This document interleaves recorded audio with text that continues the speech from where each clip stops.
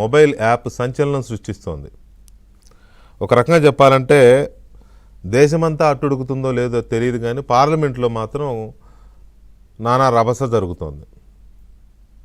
ఏంటి ఆ app, mobile app ఏంటంటే, అసలు మొబైల్ యాప్ గురించి ఇంత ఆలోచించాల్సిన అవసరం ఏముంది? 1,00,000 యాప్స్ స్మార్ట్ ఫోన్ ఉన్న ప్రతి వాళ్ళు 1,00,000 యాప్స్ డౌన్లోడ్ చేసుకుంటూ ఉంటారు. అందులో పనికొచ్చేవి, పనికి మాలినవి చాలా ఉంటాయి. కొద్దిగా బిజినెస్ పరంగానో, ఎడ్యుకేషన్ పరంగానో, కెరీర్ పరంగానో టైం తక్కువ ఉండి కేవలం స్మార్ట్ ఫోన్ని తన అవసరాల కోసం మాత్రమే వాడుకునే వాళ్ళు లిమిటెడ్ యాప్స్ పెట్టుకుంటారు. మెయిల్స్ కానీ, లేకపోతే బ్యాంకింగ్ యాప్స్ కానీ, లేకపోతే ఇప్పుడు ఇటువంటి కొన్ని ఇంపార్టెంట్వి కొన్ని స్టోరేజ్ యాప్స్ కానీ, డాక్యుమెంటేషన్ ఫైల్స్ దాచుకోవడానికి కొన్ని యాప్స్ ఉంటాయి. వాటితో పాటు ఏదన్నా కొంత సోషల్ మీడియా మీద ఇంట్రెస్ట్ ఉన్న వాళ్ళు ఎక్స్నో లేకపోతే ఎఫ్బీనో లేకపోతే రెండూను డౌన్లోడ్ చేసుకుంటారు. ఇది ఒక రేంజ్. ఇక ఆ తర్వాత పనికిమాల చెత్త అంతా డౌన్లోడ్ చేసుకునేది ఇంకొక సెకండ్ కేటగిరీ ఉంటుంది. ఇక మూడో కేటగిరీ ఉంటుంది. ఇక అది మనిషిని పీల్చి పిప్పి చేసేసే చెత్త యాప్స్ అన్నీ ఉంటాయి అందులో. ఈ యాప్స్ వెనక ఉన్న సీక్రెట్ ఏంటి అంటే, ఇవన్నీ విదేశీ యాప్స్. చాలా వరకు మెజారిటీ యాప్స్ విదేశీ యాప్స్. మొన్నటిదాకా చైనా యాప్స్ మన దగ్గర కుప్పలు ఉన్నాయి. దాదాపు 26-30 యాప్స్ ఉన్న మన భారతదేశం బ్యాన్ చేసింది. ఎందుకు చేసింది? మొత్తం మన సమాచారం మొత్తాన్ని, చైనా మన శత్రు దేశం కాబట్టి ఇక్కడున్న ప్రజల సమాచారం మొత్తాన్ని అది తీసుకుంటుంది. టిక్ టాక్ అని, అదని ఇదని చాలా. దీనివల్ల నష్టం జరుగుతుందని మన గవర్నమెంట్ ఆ యాప్స్ని బ్యాన్ చేస్తే పెద్ద ఏదో మన కొంపలు మునిగిపోయినప్పుడు అప్పుడు గొడవ చేశారు. మా ఆనందాన్ని తీసేస్తున్నారు, లేకపోతే మా వినోదాన్ని తీసేస్తున్నారు. కొంతమంది సూసైడ్ కూడా చేసుకున్నారు ఆ టిక్ టాక్లు అయిపోయిన తర్వాత. టిక్ టాక్లు, అదేదో గేమింగ్.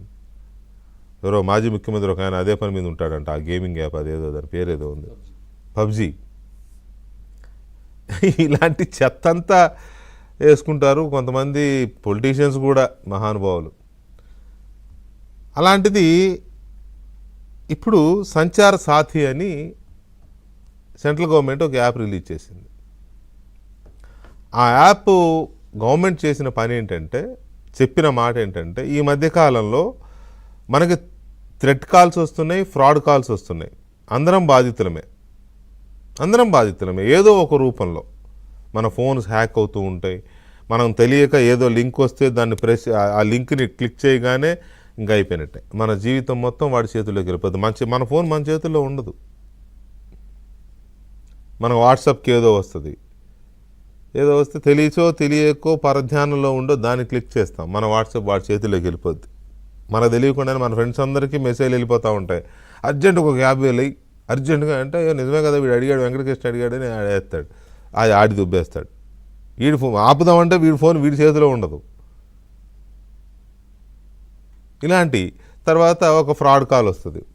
ఫ్రాడ్ కాల్ వచ్చి, మీకేదో పార్సిల్ వచ్చింది, అడ్రస్ రాంగ్ ఉండి మా దగ్గరికి వచ్చింది, మీరు పలానా నంబరు కోడ్ చెప్పండి అని చెప్పి మొదలెడతారు. అంతే. ఒక్కసారి ఆ కోడ్ చెప్పిన తర్వాత వాడు నిన్ను అరెస్ట్ చేసేస్తాడు మొత్తం. ఇంకా నువ్వు ఎటు కదలడానికి లేకుండా, నువ్వు బయటికి వెళ్తే నిన్ను అరెస్ట్ చేస్తాం, అక్కడే ఉండి మేము అడిగిందలా చెప్తా ఉండని నీ అకౌంట్లో, మనం చూసాం కదా అకౌంట్లో 14 కోట్లని 12 కోట్లని అకౌంట్లు మొత్తాన్ని క్లీన్ చేసి పడేసే పరిస్థితులు చూసాం. లేకపోతే ఇంకొక కాల్ వస్తుంది, ఇక్కడ మీ అబ్బాయి లేకపోతే మీ తమ్ముడికి ఎవరికో అరెస్ట్ అయింది, లేకపోతే సంథింగ్ ఏదో జరిగింది, నంబర్లో మీ నంబర్ ఉంది, మీరేనా అంటే వాడు చాలా పకడ్బందీగా మీకే ఫోన్ చేస్తాడు. వాళ్ళ అన్నో, వాళ్ళ అక్కో, వాళ్ళ చెల్లో ఎవరో, అవును మావాడేనండి అనగానే, అయితే మీకు ఒక కోడ్ నెంబర్ వస్తుంది, అది మాకు చెప్పండి అనగానే అది వస్తుంది, చెప్తారు, అంతే, అయిపోయింది, క్లోజ్, చాప్టర్ క్లోజ్. అంతే. అకౌంట్లో డబ్బులు బిట్లుగా విడతల వారికి వెళ్ళిపోతాయి. Account clean. వాడు చేసేటప్పుడే మీ అకౌంట్లో ఎన్ని డబ్బులు ఉన్నాయో చూసుకుని మీకే చేస్తాడు. ఎందుకంటే ఆ బ్యాంక్ వాళ్ళకి కనెక్షన్స్ ఉంటాయి. పలానా అకౌంట్లో 5 లక్షలు ఉన్నాయని అంటే ఓకే వెళ్ళిపోద్ది. నీ 5 లక్షలు అయిపోయేదాకా నేను ట్రాప్ చేస్తారు, 5 లక్షలు అయినాక థ్యాంక్స్ అని చెప్పి పెట్టేస్తారు అంతే. నీ తమ్ముడు బాగానే ఉంటాడు, నువ్వు బాగానే ఉంటావు, డబ్బులు పోతాయి. ఇలాంటి ఎన్నో చూస్తున్నాం ఈ మధ్యకాలంలో. మనం ఫ్రీక్వెంట్గా చూస్తే మీరు ఎయిర్టెల్ కస్టమర్ అయితే ఎయిర్టెల్ నుంచి, జియో కస్టమర్ అయితే జియో నుంచి ఒక మెసేజ్ వస్తుంది. అది ఏదైనా ఫ్రాడ్ కాల్ అనుకోండి, Jio tells spam, Airtel informations this is spam call అని ఆ నంబర్తో పాటే కింద స్పామ్ అని వస్తుంది రెడ్ కలర్లో. అది కొంత డెవలప్మెంట్ ఈ మధ్యకాలంలో చూస్తున్న డెవలప్మెంట్స్లో అది ఈ కాల్ స్పామ్ కాల్ అంటే ఏంటి, వీడు రియల్ ఎస్టేట్లో ప్లాట్లు కొంటావా, లేకపోతే ఇన్సూరెన్స్ పాలసీ తీసుకుంటావా, లేకపోతే ఇట్లాంటి ఫ్రాడ్ కాల్స్, వీటికి అవి అలర్ట్ ఇస్తున్నాయి అనమాట. ఎయిర్టెల్ కానీ జియో కానీ వాళ్ళు అంతవరకే చేయగలరు, అంతకుమించి వాళ్ళు ఏం చేయలేరు. ఆ నంబర్ వచ్చిన దాన్ని ట్రాక్ చేయలేరు, ఆ నంబర్ ఎవడు చేసినోడు ఎవడు, వాడి వివరాలు ఏంటి, ఇవన్నీ వాళ్ళు ఏం చేయలేరు వాళ్ళు.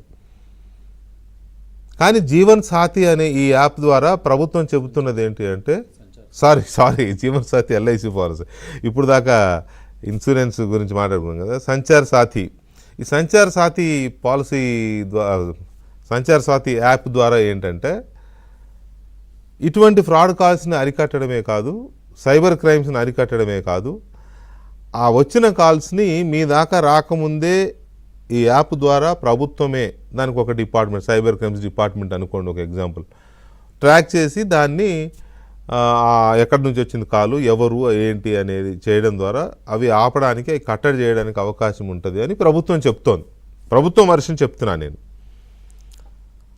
ఆ యాప్ విషయంలో పార్లమెంట్లో గొడవ జరుగుతోంది. విపక్షాలు అంటాయి, ప్రియాంక గాంధీ గారు కానీ, లేకపోతే కాంగ్రెస్ పార్టీ నాయకులు, లేకపోతే రేణుకా చౌదరి గారు అయితే ప్రైవేట్ మెంబర్ బిల్ కూడా మూవ్ చేసినారు రాజ్యసభలో. అలాగే సిపిఎం పార్టీలు కానీ, కేసీ వేణుగోపాల్ కానీ, వీళ్ళందరూ మాట్లాడుతున్నది ఏంటి అంటే, ఈ యాప్ ద్వారా కేంద్ర ప్రభుత్వం బీజేపీ దేశంలోని 1,20,00,000 మొబైల్ హ్యాండ్సెట్స్ వాడుతున్న వినియోగదారుల ప్రైవసీని, అంటే వాళ్ళ గోప్యతని, వాళ్ళ వ్యక్తిగత వివరాలు మొత్తాన్ని వాళ్ళ గుప్పిట్లో పెట్టుకుంటోంది. ఎస్ఐఆర్ రూపంలో ఎలాగైతే ఓట్ చోరీ చేస్తోందో ఈ యాప్ రూపంలో ప్రైవసీ చోరీ చేస్తోంది. రాబోయే రోజుల్లో ఈ యాప్ను అడ్డం పెట్టుకొని మొత్తం దేశంలోని పౌరులను మొత్తాన్ని తన గుప్పెట్లో పెట్టుకుంటుంది. ఇక ఈ దేశంలో ప్రజాస్వామ్యం ఉండదు, డిక్టేటర్షిప్ రాబోతోంది. It is nothing but dictatorship అని ప్రియాంక గాంధీ అన్నారు ఇవాళ. సో ఈ దీంతో విపక్షాలు గొడవ చేస్తున్నాయి, దీని మీద చర్చించాలి అంటాయి. ప్రభుత్వం చెప్పింది ఏంటి అంటే, ఇక నుంచి తయారయ్యే యాపిల్ కానీ లేకపోతే ఇతర ఆండ్రాయిడ్ ఫోన్లు ఏవైనా సరే ఆటోమేటిక్గా ఈ యాప్ ఇన్బిల్ట్ ఉంటుంది ఫోన్లో, మనం డౌన్లోడ్ చేసుకోవడం కాదు. ప్రతి ఫోన్లో మస్ట్గా ఇది ఉండాల్సిందే, ఇది మ్యాండేటరీగా పెట్టింది ప్రభుత్వం. వీళ్ళు గొడవ చేసి, నువ్వు మ్యాండేటరీగా ఎలా పెడతావు, మాకు ఇష్టమైతే డౌన్లోడ్ చేసుకుంటాం లేకపోతే లేదు అని వీళ్ళు గొడవ చేశారు.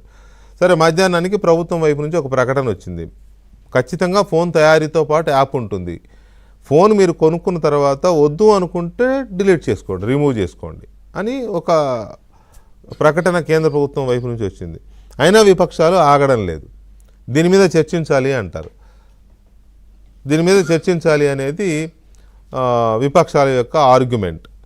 సో అసలు ఏంటి ఈ యాప్ వల్ల వచ్చే నష్టం ఏంటి, చర్చించి కంటిన్యూ చేస్తే ఓకేనా, లేకపోతే చర్చలో వ్యతిరేకిస్తే తీసేయాలా? ఇది ఇప్పుడు దేశం ముందున్న సమస్య. అసలు ఈ యాప్ మంచిగా చెడా? ఈ యాప్ ఒకవేళ మన ఫోన్లో ఉంటే మనకి నష్టం జరుగుతుందా, మేలు జరుగుతుందా, ఈ దేశానికి నష్టం జరుగుతుందా, మేలు జరుగుతుందా, ఇలాంటి అంశాలన్నీ ఇప్పుడు దేశవ్యాప్తంగా చర్చ జరుగుతున్నాయి. ఈ అంశం మీద కొంచెం డీప్గా డీటెయిల్స్ ఇస్తాను, ఇంకా సమాచారం ఇస్తాను. దాంతోపాటు ఒక ఫ్రూట్ఫుల్ డిస్కషన్ కూడా చూద్దాం ఇవాళ మనం ఒక చిన్న బ్రేక్ తర్వాత.